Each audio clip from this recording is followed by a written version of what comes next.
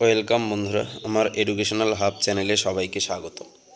এই মুহূর্তে যে গুরুত্বপূর্ণ আপডেটটা নিয়ে হাজির হয়েছি, সেই আপডেটটা হচ্ছে স্বাস্থ্য ও কর্মশিক্ষার শিক্ষকদের আন্দোলন সম্পর্কে।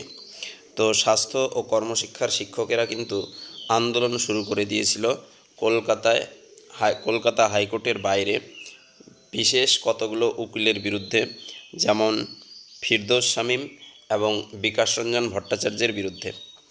তাদের বিরুদ্ধে তাদের গুরুতর অভিযোগ হচ্ছে, সুপ্রিম কোর্ট স্বাস্থ্য ও কর্মশিক্ষার নতুন কয়েক হাজার পদ তৈরি করে সেখানে নিয়োগ করার কথা বলেছিল, কিন্তু এই বিকাশ রঞ্জন ভট্টাচার্য এবং ফিরদৌস শামীম বিচারপতিদের সাথে, কলকাতা হাইকোর্টের বিচারপতির সাথে আতাত করে তাদের টাকা খেয়েছে এবং সেই কেসটা না উঠিয়ে কেস চালিয়ে যাচ্ছিল এবং সুপার নিউমেরিক পদ তৈরি হচ্ছিল না।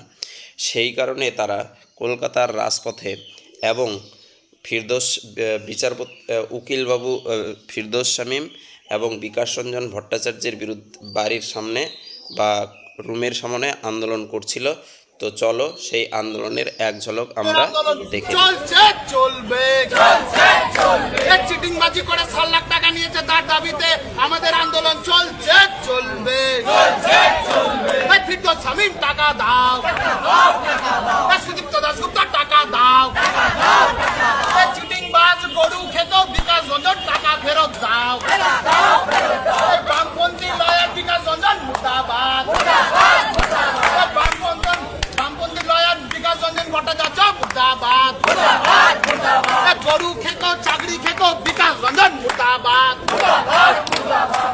সুপ্রিম কোর্টের আইন মন্ত্রী বিশ্বজিৎ বসু জবাব চাই, জবাব দাও।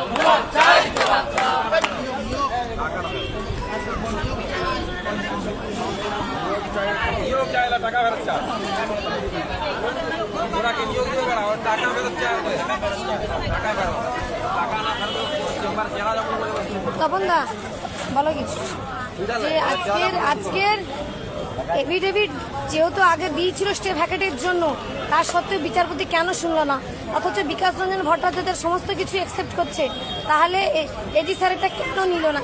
কি করছে বিচারপতি কোর্টরুমে বসে বসে? দেখুন, আমি প্রায় এর আগেও এজলাসে ছিলাম বিশ্বজিৎ বাবুর। আজকে যেটা পরিলক্ষিত হলো বিষয়টা